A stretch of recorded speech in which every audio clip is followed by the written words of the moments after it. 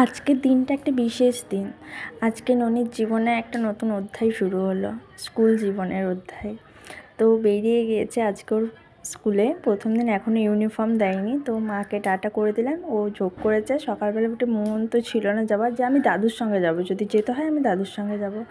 তো দাদু সাইকেলে চেপেছে, নিয়ে ওই আমরা বলছি আমাদের সাথে আয়, আমাদের সাথে আয়, কিছুতেই আসবে না, না দাদুকেই দিয়ে আসতে হবে স্কুলে। তো কিছুটা গিয়ে আবার আমাদের গাড়িতে চাপিয়ে নিলাম ওকে।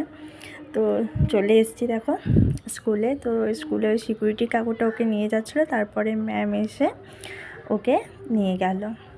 তো যখনই নিয়ে গেছে ক্লাসে ঢুকিয়েছে, ব্যাস আর কোথাকে যায়, কান্না ওর শুরু হয়ে গেছে। মা যাব, মা যাব, কান্না শুরু ওর।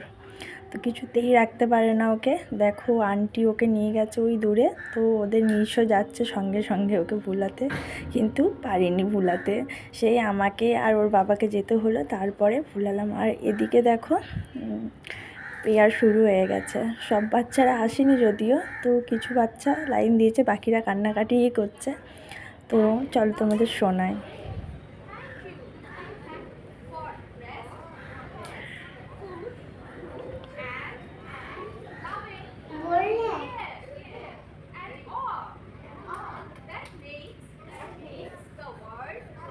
ও এখানে বাবাইয়ের সাথে বসে পেয়ার দেখছে, কিন্তু ও ক্লাসে যাবে না। চকো খাবে বলে ঝোঁক করলো, তো চকোও এনে দিচ্ছে, তাও ও ক্লাসে যাবে না।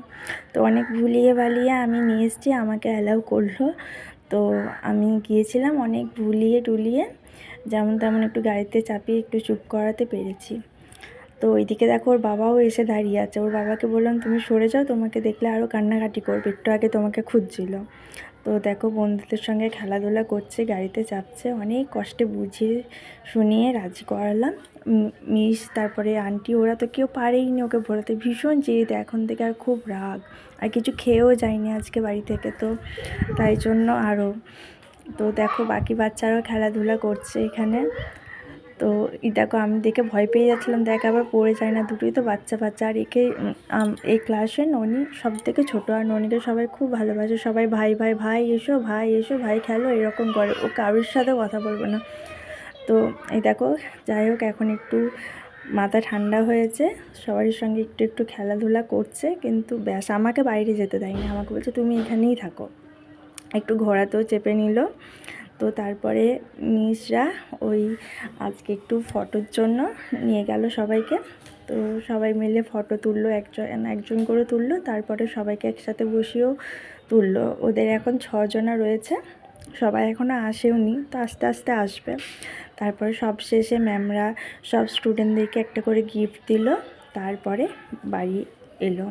তো ব্যাস ও এখন ভাবছে কখন আমি বাড়ি যাব। সিকিউরিটি কাকুটা ওকে টাটা করছে, ও কিছুতেই আর কোনো দিকে তাকাবে না, আমি বাড়ি যাব এবার, গিফটটা পেয়ে গেছি ব্যাস। তো